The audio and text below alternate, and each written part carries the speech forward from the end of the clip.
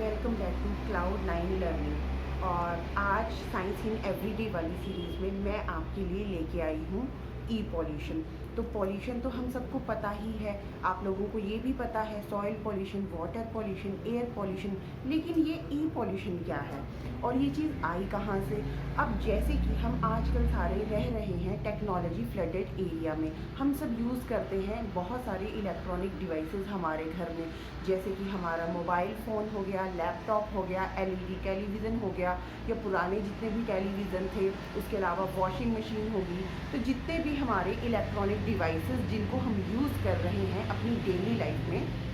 अब क्या होता है जब हम यूज़ करते हैं उनको आफ्टर सम टाइम, या फिर अगर वो इलेक्ट्रॉनिक डिवाइसेस काम करना बंद कर देते हैं, या फिर जैसे कि नई नई एडवांस टेक्नोलॉजी आ रही है, तो जैसे हम अपना फ़ोन चेंज करते रहते हैं, हम अपना टीवी चेंज करते हैं, या हम अपना लैपटॉप चेंज करते हैं, तो बहुत बार हम क्या करते हैं कि हम इन सारी चीज़ों को, इलेक्ट्रॉनिक गैजेट्स को उठाकर घर के बाकी सारे सामान के साथ रख देते हैं, लाइक जिसको हम बोलते हैं कि कूड़ा कबाड़ या कचरा। अब बहुत बार क्या होता है कि या तो कुछ घरों में ऐसा देखा गया है कि हम लोग कूड़े करकट को खुद ही जलाने लग पड़ते हैं, या ये हो सकता है कि हम इसको दे दें, किसी कबाड़ी वाले को दे दें।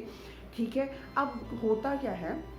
कि बहुत बार जब हम इन अपने इलेक्ट्रॉनिक गैजेट्स को जब हम जलाते हैं, तो उसके साथ बहुत सारे हार्मफुल जो केमिकल हैं वो रिलीज़ होते हैं। जितने भी ये इलेक्ट्रॉनिक डिवाइसेस हैं, इन सभी में ही आपके कुछ केमिकल पाए जाते हैं, जैसे पीवीसी जो होता है आपका पॉलीविनाइल क्लोराइड, लेड हो गया, मरकरी हो गया, कैडमियम हो गया, बेरियम हो गया, बेरिलियम। तो ये सारे जो आपके केमिकल्स हैं, इसके डिफरेंट डिफरेंट इफ़ेक्ट्स हैं हमारी ह्यूमन हेल्थ पे, वो मैं अभी थोड़ी देर में बताऊँगी। उससे पहले मैं अपनी बात को कंटिन्यू कर रही हूँ कि जैसे कि हम इन सारे इलेक्ट्रॉनिक गैजेट्स को अगर जलाते हैं, तो इनको जलाने से क्या हो रहा है कि ये सारे जो हार्मफुल केमिकल है वो हमारी एयर के साथ मिक्स हो जाएंगे, एज वेल एज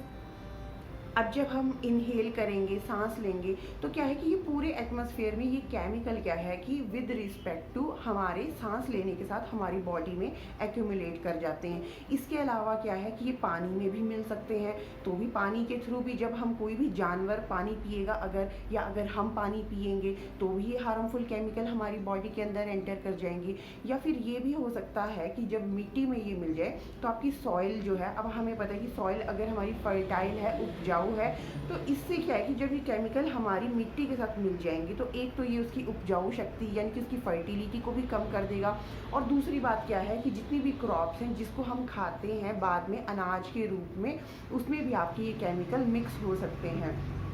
अब यहाँ पे बात आती है कि दूसरी बात ये है कि अगर हम बड़ी बड़ी फैक्ट्रीज़ में भी अगर हम इनको देंगे, वापस करेंगे, तो कई बार क्या है कि फैक्ट्री जो है वो रिसाइकल तो करेंगी, लेकिन कुछ एक फैक्ट्रीज़ ऐसी भी हैं जो बिल्कुल इन इलेक्ट्रॉनिक डिवाइसेस को जलाते हैं to obtain copper and your gold. मतलब उन्हें मेटल मिल रहा है ना इन सारी इलेक्ट्रॉनिक डिवाइसेस को जला के, तो वो भी क्या करेंगे, बहुत सारे मिलियंस में, टन्स में, मतलब इन सारी चीज़ों को जलाएंगे ताकि उससे वो मेटल को एक्सट्रैक्ट कर सकें। अब यहाँ पे क्या है कि जैसे कि मैं आपसे बात कर रही थी सबसे पहले कि आपका हम पॉलीविनाइल क्लोराइड को, जो कि आपका केमिकल है, इसको डिस्कस करते हैं। तो ये जो हमारी इम्यून सिस्टम है, जो हमारा रिप्रोडक्टिव सिस्टम है, इस पर ये बहुत एडवर्स इफेक्ट करता है। ठीक है, अब आ गया आपका लेड की अगर मैं बात करूँ, तो लेड हमारा डैमेज करता है सेंट्रल नर्वस सिस्टम को, साथ में ही ये बच्चों का जो चाइल्ड का जो ब्रेन होता है उसकी डेवलपमेंट में भी असर करता है।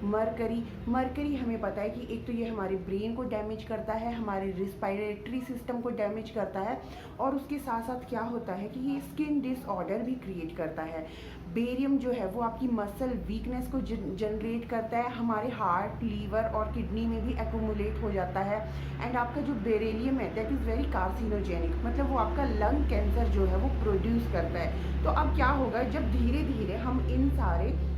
केमिकल्स को अपनी बॉडी में एक्यूमुलेट करने लगेंगे, तो आफ्टर सम टाइम जब इनकी परसेंटेज हमारी बॉडी में क्या होने लगेगी, ज़्यादा होने लगेगी, तो हमारी बॉडी में क्या है कि एडवर्स इफेक्ट होने लगेंगे, हमारी हेल्थ पे क्या है कि बहुत बुरा इफेक्ट होने लगेगा, जिससे हमें तरह तरह, जैसे कि मैंने आपको बताया कि कौन से केमिकल करके कौन सी बीमारी हमें हो सकती है, या कौन से हमारे सिस्टम को ये मतलब ख़राब कर सकते हैं। तो इस करके क्या है कि ये बहुत सारे जो केमिकल हैं ये क्या हैं, मतलब बहुत हार्मफुल हैं हमारे लिए। और कहाँ से ये हो रहे हैं, इलेक्ट्रॉनिक डिवाइसेस से। अब बात ये है कि आजकल की इस टेक्नोलॉजी वाले ईरा में क्या है, हम सबको इन सारी चीज़ों की ज़रूरत तो है ही। तो हम इस ई पॉल्यूशन को कम कैसे कर सकते हैं।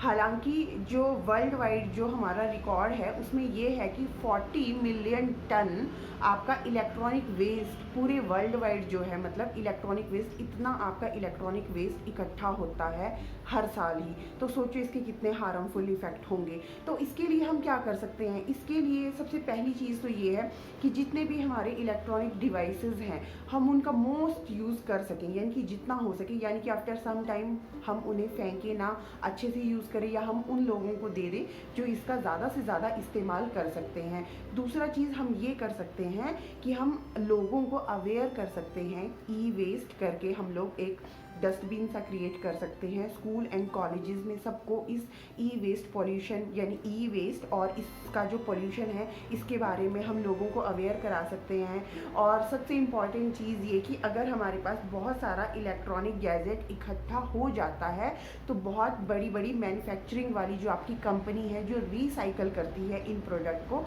हम अपने इस सामान को वहाँ पे जाके सबमिट कर सकते हैं, ताकि इसका कोई बाहर इसको मिसयूज़ ना करे, इसको जलाए ना, और इससे कोई भी हार्मफुल केमिकल ना निकले।